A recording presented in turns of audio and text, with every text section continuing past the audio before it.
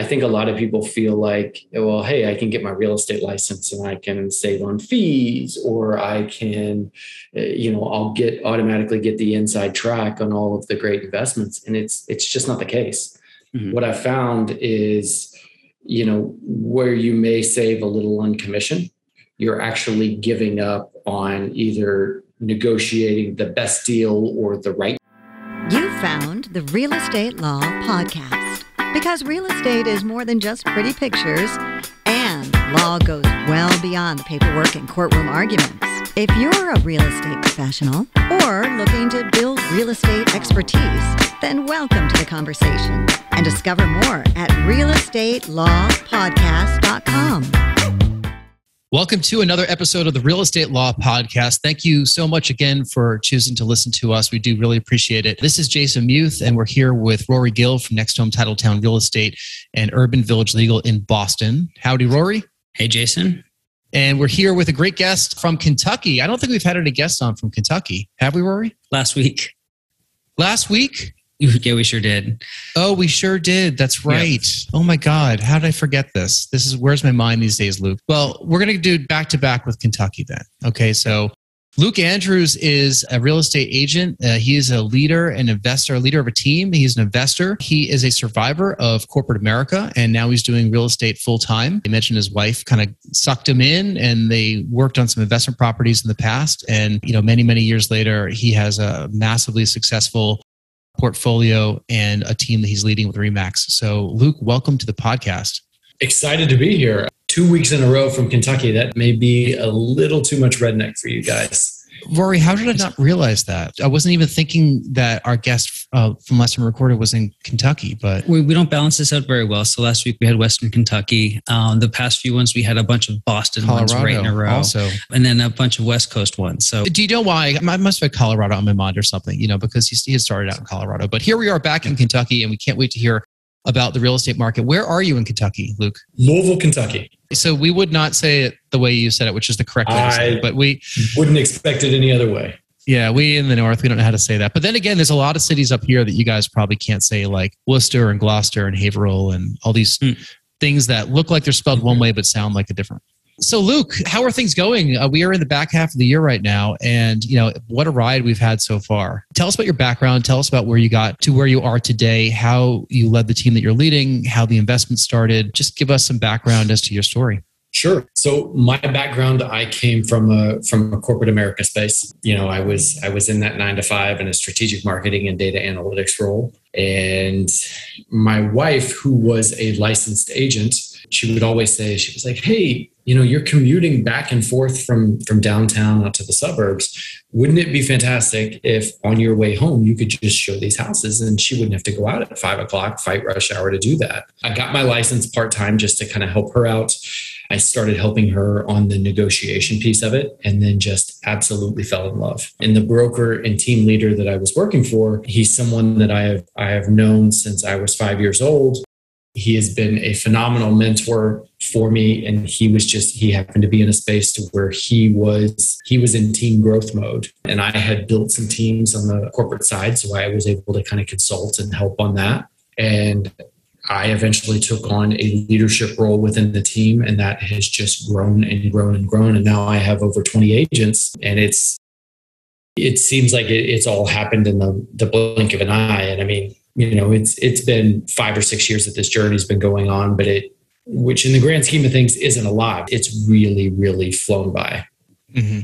I mean, that's incredibly fast to put together that level of success and to transition and to build a team, because each one of those parts of your career is a little bit different. Managing a team, just getting started in real estate and doing the nitty-gritty real estate work and, building your presence. Those are all very different jobs that you're melded together pretty well in a very short period of time. So definitely congratulations. Well, I tend to overcommit myself quite a bit. So it's easy to do in this world.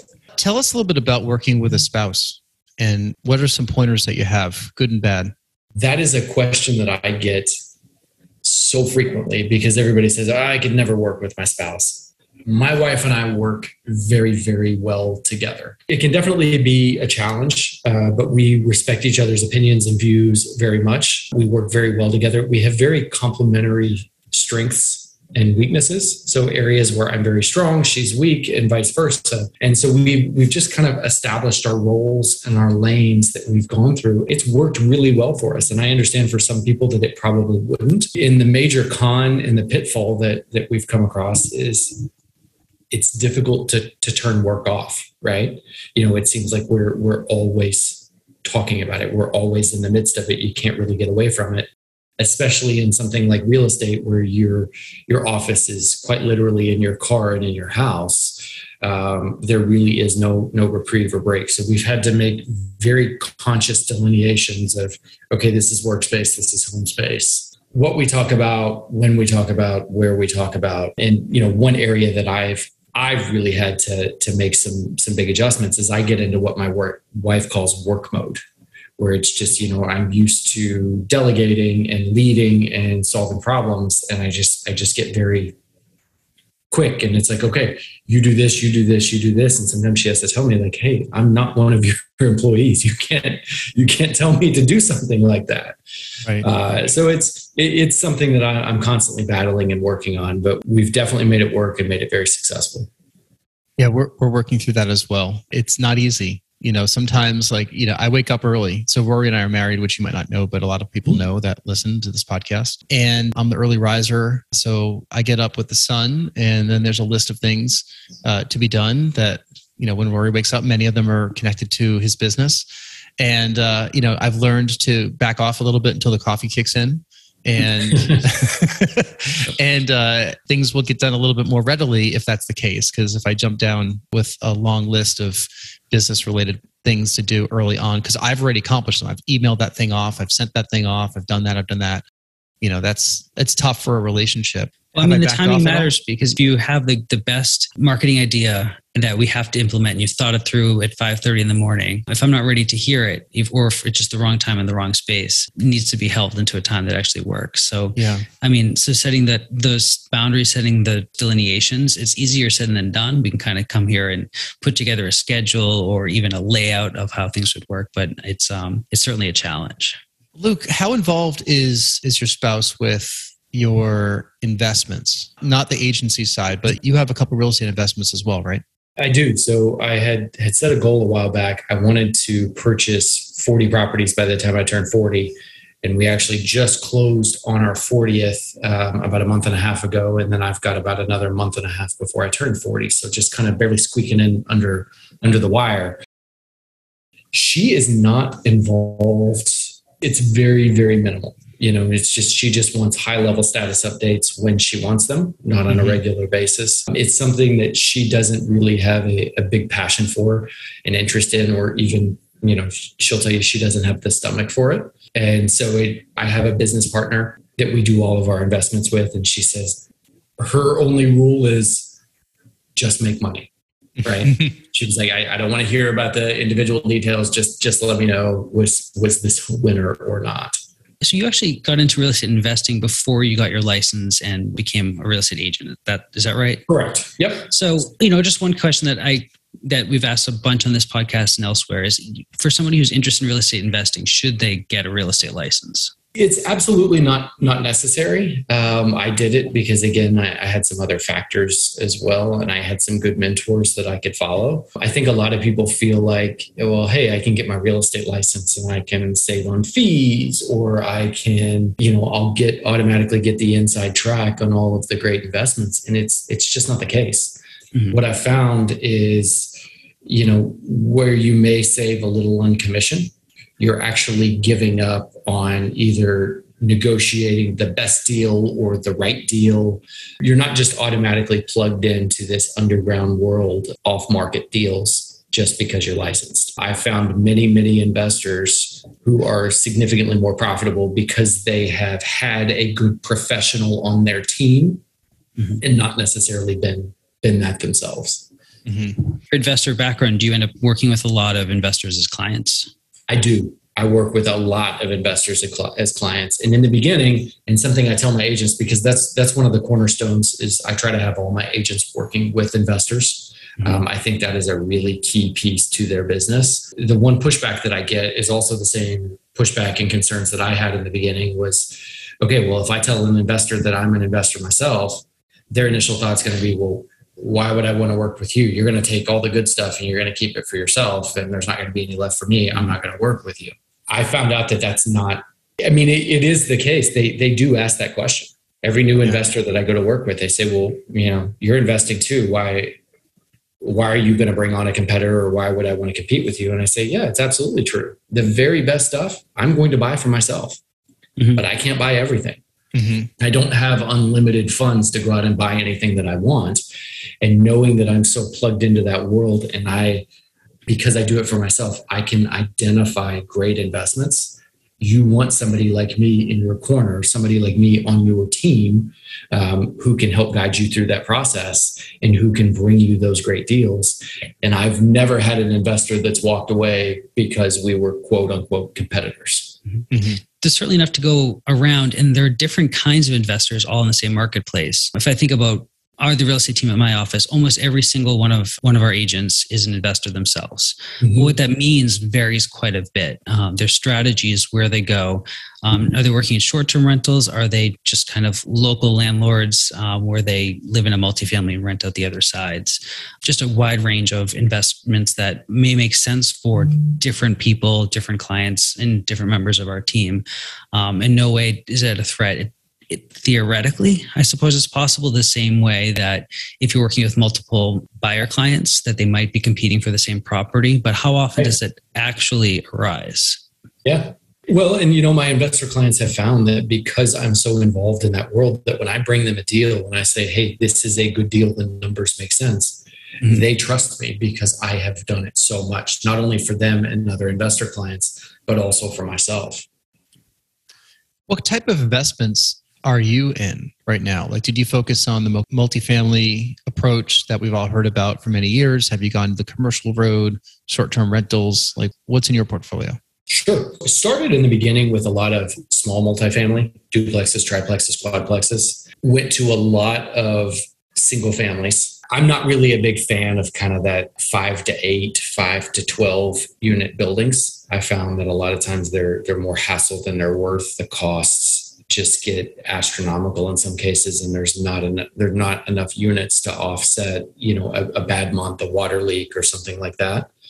I really like the single families where, clients are responsible for their own utilities, their own, lawn maintenance, things like that. Just starting to get into the short-term rental. As I mentioned earlier, that I just closed on my 40th. That is my first Airbnb short-term rental. It's good to be diversified across asset classes, in case there's a downturn in any specific one. It's interesting to hear the single families. So you're acting as a landlord, right? To just people that are living there 12-month leases? That's correct. We had a big influx. We had an area of town that was a up-and-coming area where you could still find a nice little 2-bed, 1-bath, 3-bed, 1-bath that was older, built in the 40s and the 50s, but had been relatively well maintained over the years, but you could still purchase it 2 years ago for $70,000 or $80,000 and bring in $800 to $900 a month in rent. Yeah. I mean, those numbers, I was like, bring me as many of those as you can. I'll take those all day long. Somebody like Grant Cardone says a $900 a month rental is never going out of style. So if you have something that you've purchased it at a price to where it can cash flow at $900 a month, I'll hold on to it as long as I can.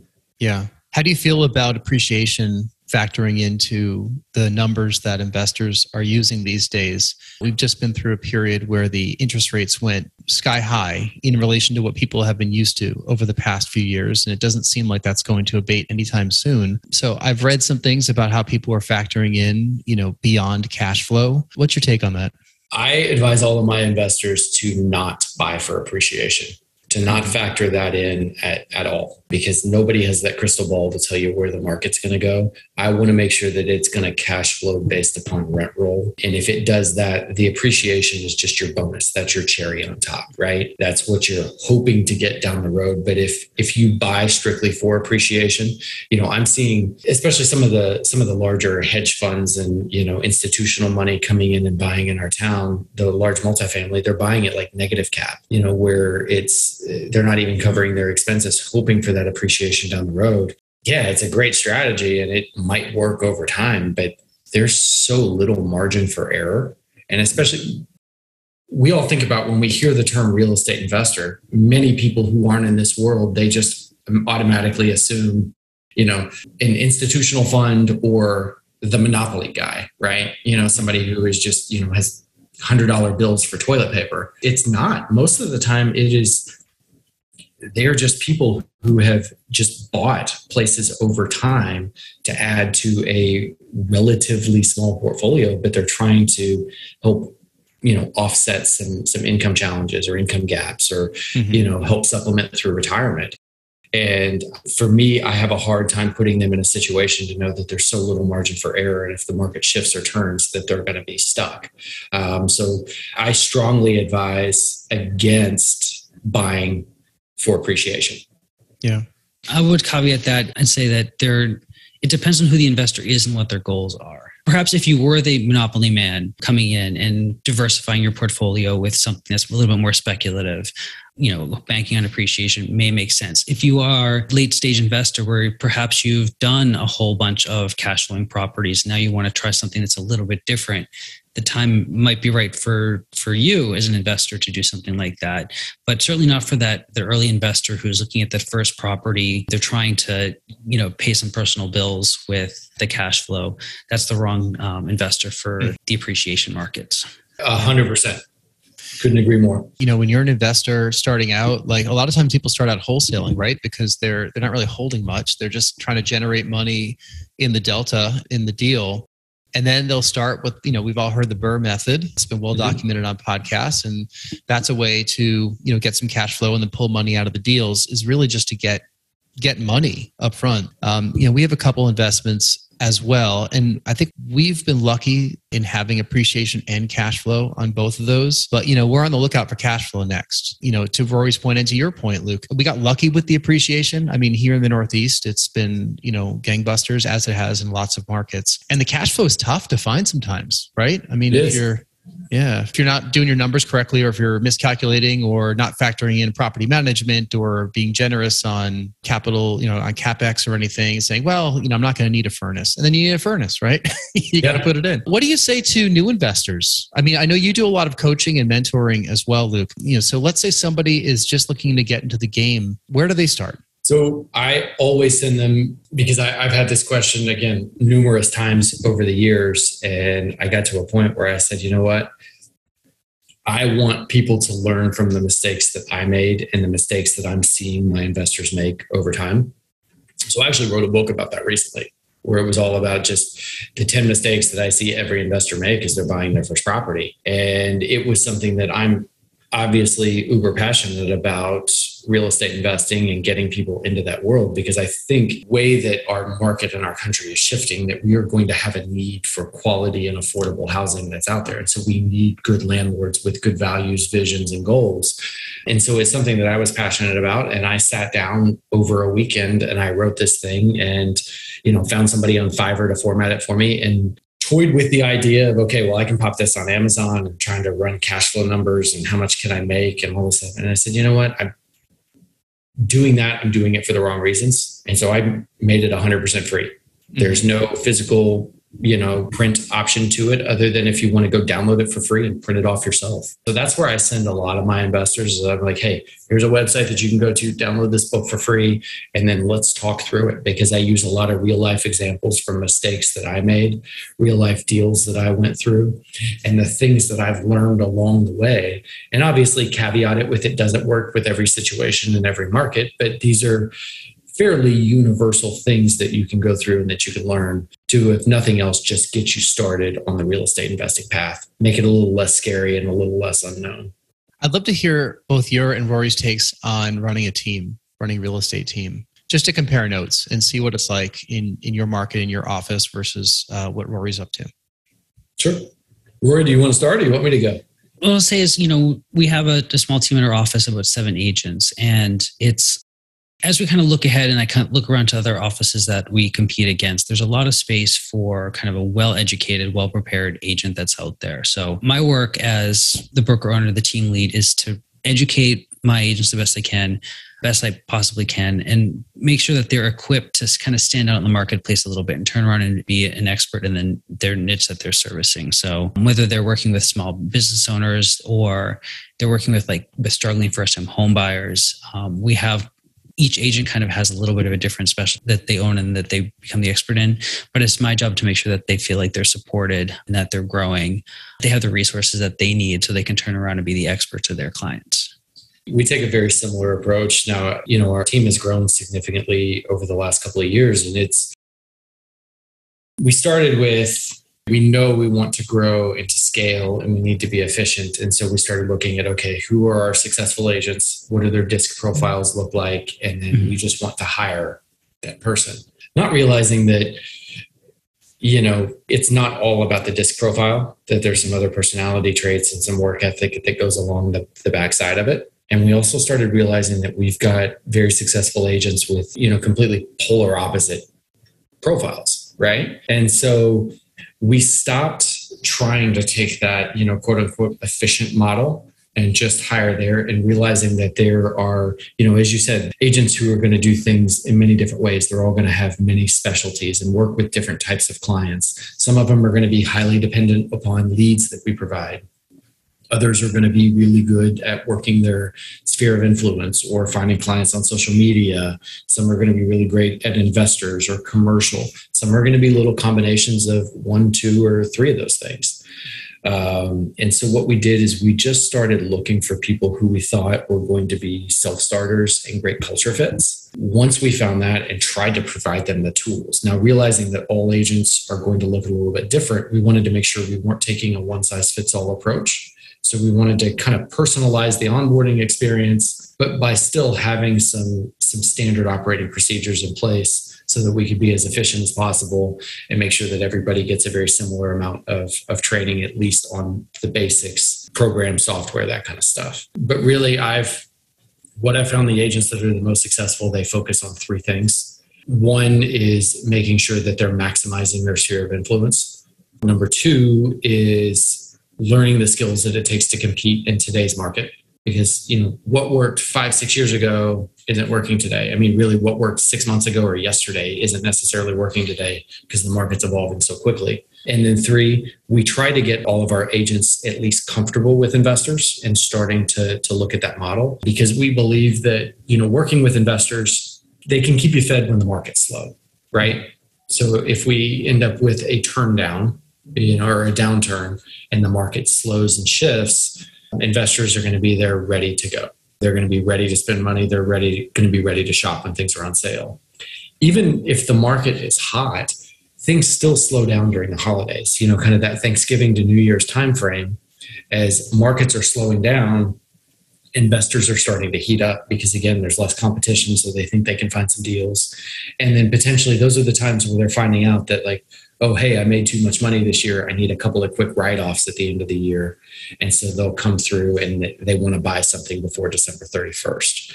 And they're usually quick, easy hits. They're smaller deals, but they're quick and they're easy. They're less emotional. And so those types of things, they can keep you fed when the market slows down. And then it just gives you a different skill set that most agents aren't paying attention to, that they're so afraid of the process that they're not out there working investors. So it just sets you apart from 95% of your competition that's out there. Because I don't know what it's like in your market, but our agent count has nearly doubled in our market in the last 3 to 5 years because the market's been so hot. And so now it's like the pie has gotten a little bigger, but not proportionate to the number of agents that we've gotten. So we're having to work harder. So we need those additional skill sets to set us apart. No, and I mean, I completely agree. I mean, with the DISC personality profiles, there are successful and unsuccessful agents across all the different categories. The key is making sure that what they have in mind for their business fits their personality. So teach my agents that they should always have at least 2 to 3 different lead channels that they're using to gain clients. One of which is just about always a sphere of influence, knowing how to work your sphere of influence for every single agent. But the other 2 need to be something that fit your personality profile. If you are afraid to pick up the phone, then you shouldn't put into your business plan cold calling at all. If you don't like having to respond instantly, then perhaps doing online leads isn't something that's great for you. But you can always come up with something that fits your personality profile to grow from there. And if you do the work, you'll grow. Second thing I heard in there and I love is working with investors, making sure that that's part of everybody's plan. In our market, even before the growth in the number of real estate agents, there were just a lot of real estate agents out there, didn't know the basics, couldn't speak the language of investors at all. So it was a really easy way to differentiate yourself. If you could point to more potential in the property than just the nice countertops and the appliances, if you could actually talk about the numbers intelligently, that would set you apart from a ton of people. And lastly, we have seen up here certainly a boom in the number of agents that are out there. In the market in the past few years we've had, I think it's instilled a lot of bad habits with a lot of agents because I think it's relatively easy. And I think that's going to create an opportunity for the agents who are willing to and have built the good habits in the past couple of years to actually thrive in the market if it does slow down. We can kind of go into the next set of questions about what the market's going to look like in the future. Sure. But if we rewind back and listen to lots of things in the past, I'm sure I've been wrong with a ton of my predictions of where the market's going. You and me both, brother. Can I ask one question before we get into that? How important, Luke, do you think is social media and having a presence, an active presence to a successful agent? And it's a bit of a leading question because, we're on it a lot. So I see a lot of the agents that are on social doing reels and talking about themselves and giving good opportunities to educate folks. But is that necessary? Like, do you have some really successful agents that have not embraced jumping in every social media video that they post? Yes and yes. I think that it is very important. That said, I am absolutely terrible at it. I have had a number of agents, including myself, who have been very successful without really riding that social media train. But I also look back and think that there were probably a lot of opportunities missed and left some money and some transactions on the table because I wasn't as active as I needed to be. Mm-hmm. And part of that for the longest time is just an insecurity of people don't want to hear from me any more than they need to, that I don't want to bombard their feeds or their email accounts or whatever with my latest and greatest at the house that I just sold. But there's also this fear of, why does anybody want to listen to me? I don't have anything interesting to say unless you're actually in the process of buying or selling a house. And both of those things just aren't true. I think what I found with myself and with my agents who have given me, similar objections is it's a cop-out. It's an easy way, because I'm afraid to get on there or I'm too lazy to get on there. It's an easy way to say, oh, I don't want to bombard them with that. They don't want to hear from me. Well, it's just not true. If people didn't want to hear about real estate, even when they're not in the process of buying or selling, shows like $1 Million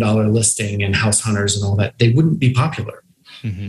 Real estate is a very voyeuristic niche in our society, and people just love looking at houses. They love seeing things. They love hearing about the real estate market. They're all super interested in it. And we have an opportunity because there are so many agents that have come into the market, like you talked about, Rory, that there's a lot of bad information out there. There's a lot of bad agents that are out there. And so we need to take it upon ourselves to make sure that we're giving good quality, solid information out there to people that actually want it and need it, and not setting unrealistic expectations or not just giving them a bunch of fluff. We need to make sure that we're giving them the real hard facts. That's all great. And I think, social media itself is often confused as a marketing strategy. The way I see it, it's not. Working as your sphere of influence is a marketing strategy, and perhaps social media is a tactic to get into that, to remind people that you do this and that you are professional at what you do. So that's the marketing strategy, and the social media is a tool. If you're trying to work with first-time home buyers to give them confidence enough to pull the trigger and use you as a resource, then you need to demonstrate that you are their resource. So that's the strategy, and social media is just the tool that you can use to implement your marketing strategy. 100%. Before we get to the final questions, let's talk about the back half of the year. We're recording this in 2022, and we've been through a lot of ups and downs in the market so far. So what are you seeing trend-wise, Luke? Whether it's prices or number of buyers or what people are looking for or inventory or anything, like just kind of what's your pulse on the market now? Sure. From a true market perspective for buyers and sellers, I see the market softening a little bit. I'm seeing, where a house may have sold in 2 days with 15 offers is maybe now selling in 7 to 10 with 2 offers, which is still a very competitive environment. But it's definitely softening, and we can see that moving in the right direction, and probably in a direction that we need it to go in, right? To have a little bit more of a balanced market. From an agent perspective, I see lead generation changing significantly. I think people need to put a strong focus, Rory, like you talked about, on sphere of influence. And one thing that I'm going through, and I'm trying to tell my agents, is about the sphere of influence math, right? And how that works, because I see a lot of them doing math, but I think they're doing the wrong math. What I've heard in the past and what we've been able to kind of pledge out over the years is if you take the size of your sphere of influence, roughly 10% of that you should get back in number of transactions each year. So easy math, if you've got 100 people, you should get roughly 10 transactions each year on average. So if I know that's the case, and then there's no point of diminishing returns in sight, I should be wanting to grow my sphere as much as possible, which means I need to be actively involved and engaged. Now, we may see some changes and shifts, because where in the past, everybody knew 2 to 3 real estate agents. Now everybody knows 7, right? So we need to make sure that we're staying engaged, but we're also growing that sphere. And so I'm telling my agents, referral fee leads are a big topic of conversation right now. Zillow Flex kind of seems to be the big one, but I'm also seeing, we've been asked to pilot a lot of new lead sources, good solid lead sources in our market, and they're all in this referral fee model. And, Zillow, love them, hate them, the Zillow Flex referral fee, love it or hate it, whatever it is, that's where the market is trending. So we at least have to look at it and examine it. But I had an agent who came to me and said, well, I got this Zillow Flex lead for $400,000 buyer, and they want to take a 35% referral fee. I will tell you, in my market, $400,000 is a great buyer. Our average price point's about $250. So 400's for you all, that may be slumlord material, but for us, $400,000 is good. They were doing the math and saying, okay, well, they're going to take 35%. Here's what my commission would be. And then here's what I end up with. And I said, okay. I was like, forget that. I've got a $260,000 buyer over here. No referral fee attached. Would you rather have that? And they said, hell yeah, I'll take those. Give me those all day long. And I said, okay. I said, I see you're doing the math, but you're doing the wrong math. So did you realize that $400,000 Zillow Flex buyer, you're going to get the same commission as this $260,000 buyer without a referral fee? The only difference is that in 3, 5, 7 years, when they go to sell, instead of selling a $400,000 house and helping them upgrade to a $700,000, you're selling a $260,000 and helping them upgrade to a $400,000. And if numbers prove out and we are the average of the 5 people that we hang around with, $400,000 buyers hang out with other $400,000 buyers. That's where your referrals are going to come from. $260,000 buyers hang out with other $260,000 buyers. Those are the referrals that you're going to get. What do you want out of that? So going back to the sphere of influence side of it and how we grow that, I'm telling agents to embrace these referral fee models, because these are inexpensive ways for us to be able to get into higher price points. And especially if you were a new agent, where the old model of I pay a lead source $3,000 a month and they give me a certain number of leads, whether I close 0 or whether I close 10, that $3,000 a month is going out either way. That's a good way for new agents to go broke.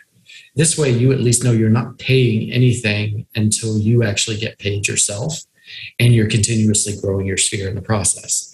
Because when they do go to buy or sell in 3, 5, 7 years, there's no referral fee attached to that.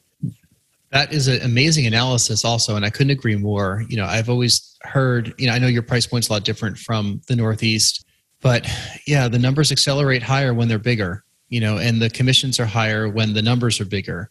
So sure. It's not easy to get those $1 million deals, but you take $1 million deal with a referral fee versus a $600,000 deal without one, and using your logic of playing the long game, it makes all the sense in the world to take that. People just have to get used to the referral fees. This is kind of how marketing works. You worked in corporate America also before this, and I don't know if you've worked in paper lead models or acquisition or paper acquisition models, but a lot of times businesses will pay a certain amount. Contractors will, like off of some of the online lead sources. A contractor might have to contact 30 people before they get a deal, and they paid for each of those leads, and they have to factor that into their calculation. And they have a hard time understanding that, where they'll say, whoa, I'm paying for all these leads and I'm not getting business out of it. But no, you have to think about what your conversion rate is, what your overall lead cost is. And if that is favorable to that lead source, then continue with it. And if it's not, then you need to cut it loose. Yeah, it's acquisition cost versus lifetime value, right? Yeah. And you just got to see where those numbers come in. And if you're making money on that,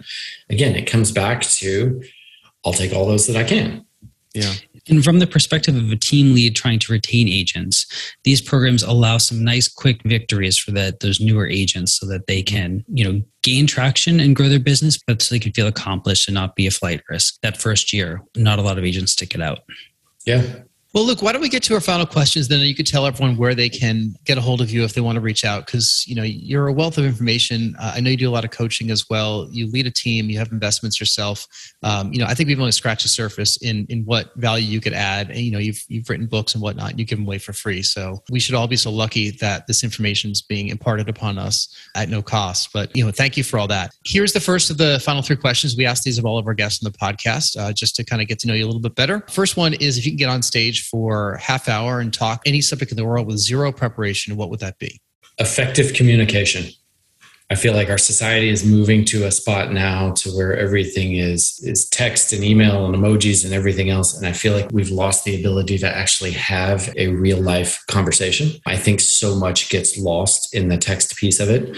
I will talk, teach, preach, whatever you want to call it, on effective communication as much as possible, because this effective communication leads to more confidence, which leads to improved relationships, which ultimately at the end of the day, when we're in business, it leads to more money in our pockets, which is why we get up and go to work every day. But effective communication is something that I'm super passionate about. You're turning 40, so I think you're an older millennial or younger Gen X. Depending on which Google site you look at, I am one of both, or some new term called Xennial. I'm a little bit of a hybrid. Kind of grew up early on without the technology, but then, started adopting it through high school.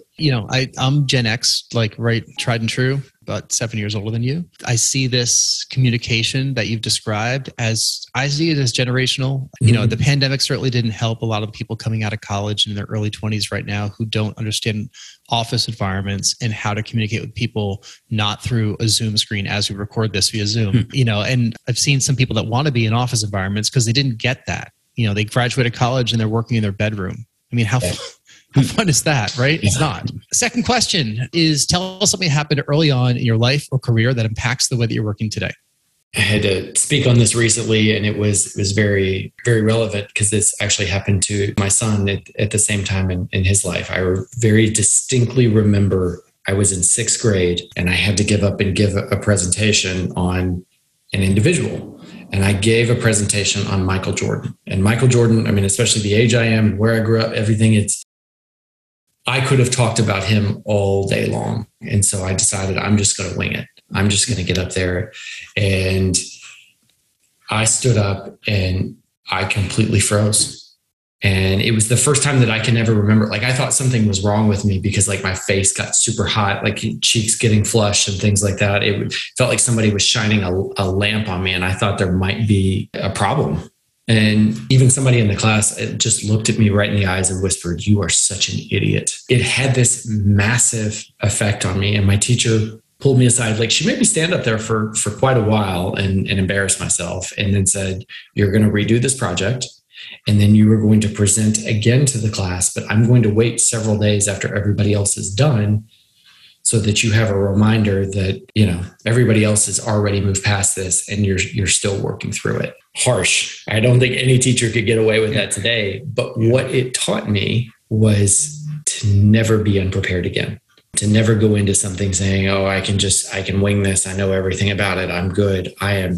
I try to be uber prepared in everything that I've done." And I said, it kind of goes back to my son, who's in 6th grade, just finished up 6th grade, had to do a project and wasn't as prepared as he needed to be, and got up and had a very similar floundering situation and had to go back and redo the presentation in front of the class. And so I was able to share that story with him, "Hey, you're not alone, but you need to take this and understand and learn. It doesn't matter what the project is or how well you think you know the material. You need to be prepared in everything that you're doing." Mm-hmm. It shows, especially when you're being compared to peers. If you had other classmates that were giving a similar presentation and they did their homework, literally their homework on it, and then you got up and didn't do it, now you're saying, well, I thought I knew this subject. I just didn't prepare my argument or my presentation all that well. And that becomes apparent. Amazing lesson to take, preparation, take a couple minutes to figure out what the situation is like. Even if you're running between meetings, figure out what meeting you're about to get into and what are the talking points, who are you talking to, what do you want to convey? It doesn't have to be, 8 hours or even 8 days of preparation. It could just be a quick preparation if that's all you have. But, don't just turn the camera on and start talking, or don't just walk into the meeting and be like, all right, what are you talking about here today?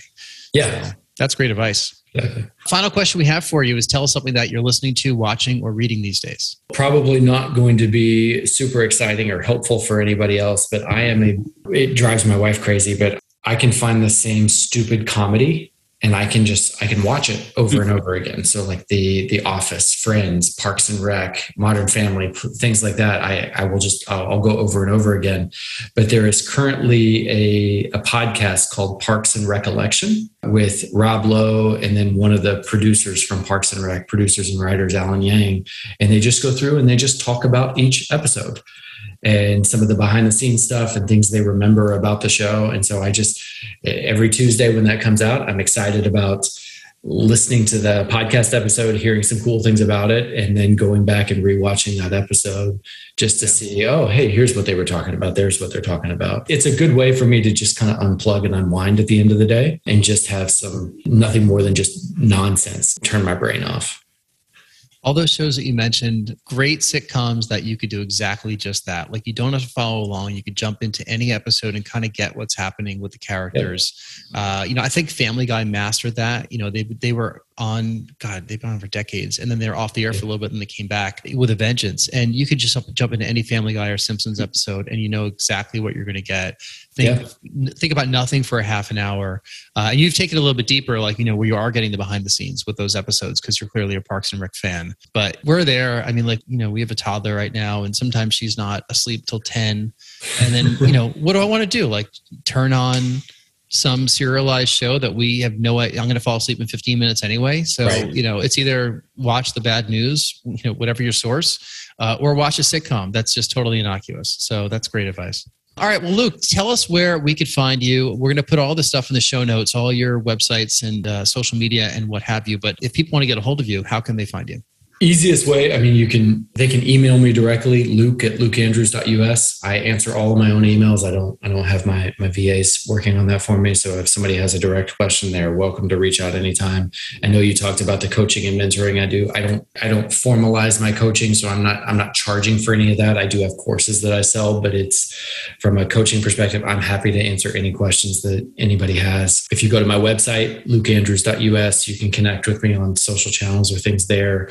Or if anybody's interested in the free real estate investing book that I talked about, it's 10investormistakes.com. And it's the number 10. They can go download that book for free. And if you're looking for a new agency in, how do you say it, Louisville? Did I say it right? That's perfect. Louisville, yep. Yeah. Louisville, Kentucky. Reach out to Luke. You are with Remax Premier Properties. Remax Premier Properties. Rory, where can people find you? You can find me through my real estate brokerage, Next Home Titletown, nexthometitletown.com, or my law practice, Urban Village Legal, urbanvillagelegal.com. Yes, both in Boston. If you're in the Boston area, pop by. We're right downtown Boston in South Boston, also known as Southie. I am Jason Muth. You can reach me at jason@nexthometitletown.com. If you have comments or questions about the podcast, if you'd like to be a guest on the podcast, shoot me a message or reach out to us on social media. If you've enjoyed this and want to leave us a comment or a rating, we really appreciate that. It certainly helps the podcast get heard by more and more people. So, Luke, thank you. We really appreciate your time today. This has been Thank you all. It's been a blast. It's been an excellent discussion. Can't wait to circle back with you in a couple more months and figure out how things have been going on the back half of this year and into next. So on behalf of Luke and Rory and myself, thank you very much for listening to the Real Estate Law Podcast. We'll see you later. This has been the Real Estate Law Podcast. Because real estate is more than just pretty pictures, and law goes well beyond the paperwork and courtroom arguments. We're powered by Next Home Titletown, Greater Boston's progressive real estate brokerage. More at nexthometitletown.com.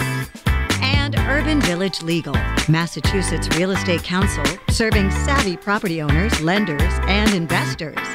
More at urbanvillagelegal.com. Today's conversation was not legal advice, but we hope you found it entertaining and informative. Discover more at realestatelawpodcast.com. Thank you for listening.